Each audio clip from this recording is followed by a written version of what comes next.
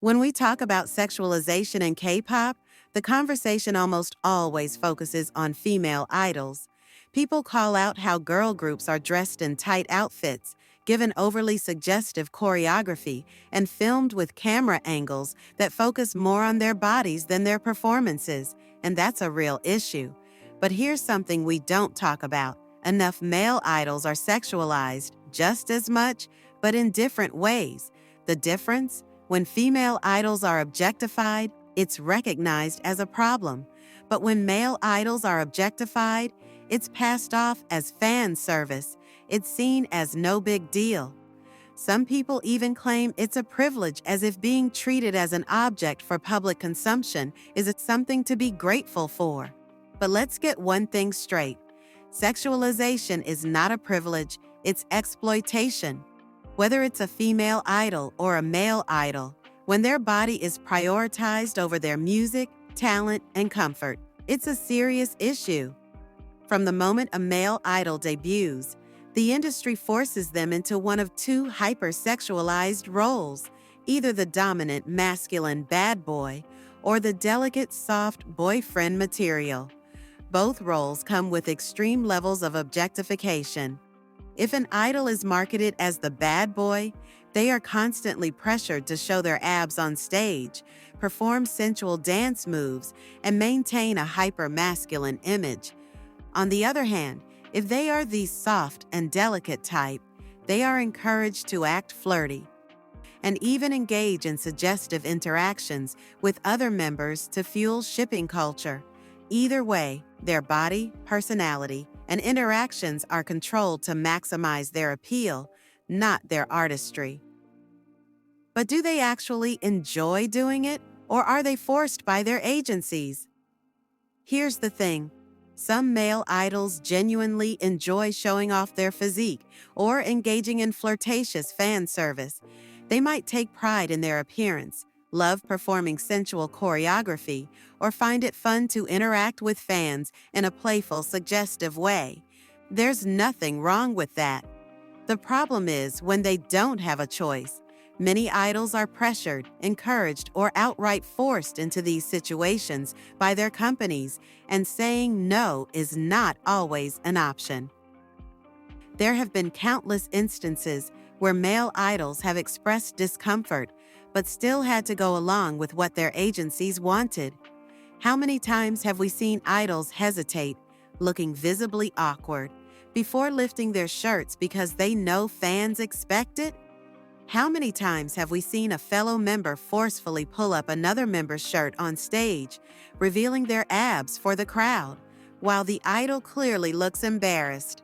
These moments might seem playful, but in reality, it's often not their choice. Some male idols have even spoken out about this. BTS's Jungkook once admitted that he doesn't like showing his abs and feels uncomfortable taking off his shirt, but his agency still encouraged it. 그시가지 않을까? 야, 그거는 좀 힘들지 않을까? 안 그래도 미국에서 스포츠도 안 입고, 아이, 집에서는 좀 입자. 야, 그거는 스포츠가 아니라, 딴 데로, 아, 그러지 말자. 아미들 중에도 변태가 많구나. 아미들도, 여기 속이 좀 가벼운 아미들이, 어우, 갑자기, 와, 저렇게 당당하게 말하는 아미들 처음이긴 하다. 아미가. Okay. EXO's Kai has shared that he wasn't always confident about revealing his body, but because SM Entertainment pushed the sexy concept on him, he eventually got used to it. Atiz's San was once visibly uncomfortable when fans kept chanting for him to remove his shirt, and he awkwardly tried to avoid it. But the pressure from both fans and the industry makes it extremely difficult to say no. Yet this is the dangerous side of fan service. When an idol is pressured into removing their shirt, dancing seductively, or engaging in suggestive interactions for the sake of sales, is that really fan service, or is it just exploitation? Agencies know exactly what they're doing. They train idols to look a certain way, diet aggressively, 에이, 뭐라 이거 안 먹어. 이것도 무슨 저 식단 관리하나? 네. and perform in ways that maximize their marketability. For many idols, it's not about what they want, it's about what their company demands. And if an idol dares to say no, they risk getting labeled as difficult, uncooperative, or even ungrateful. The industry conditions them to believe that sexualization is part of the job, and if they refuse, they might get fewer opportunities, less screen time, or even be excluded from certain promotions.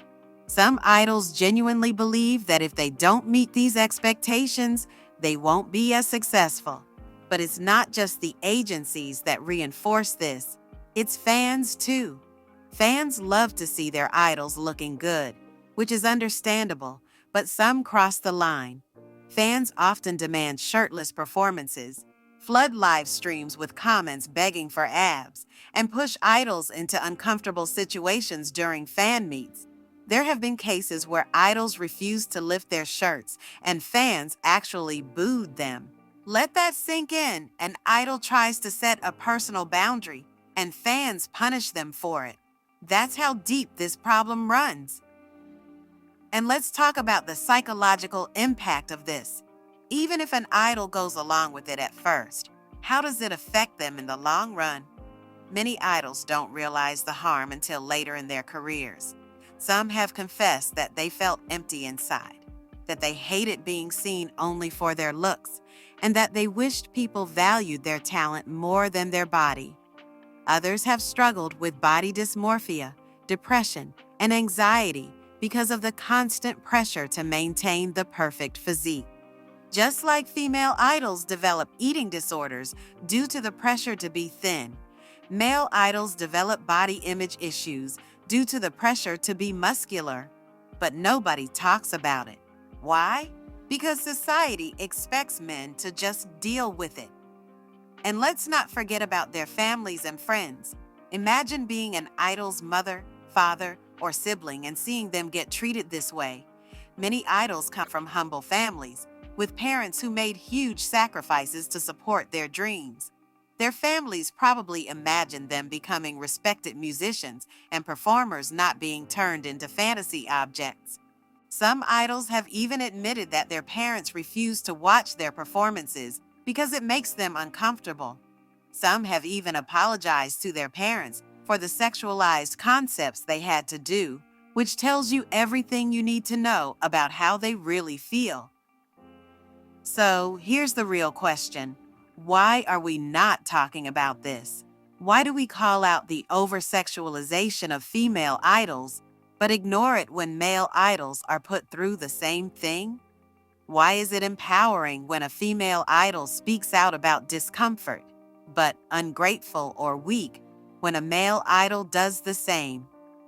It's time to acknowledge that male idols deserve the same respect, autonomy, and choice as their female counterparts. They should be allowed to set boundaries, to say no when they're uncomfortable, and to be valued for their talent, not just their bodies. And as fans, we have the power to change this culture. Instead of demanding abs and sexy performances, let's support idols for their music, their artistry, and their hard work. Because at the end of the day, whether male or female, every idol deserves to feel respected, valued, and in control of their own body.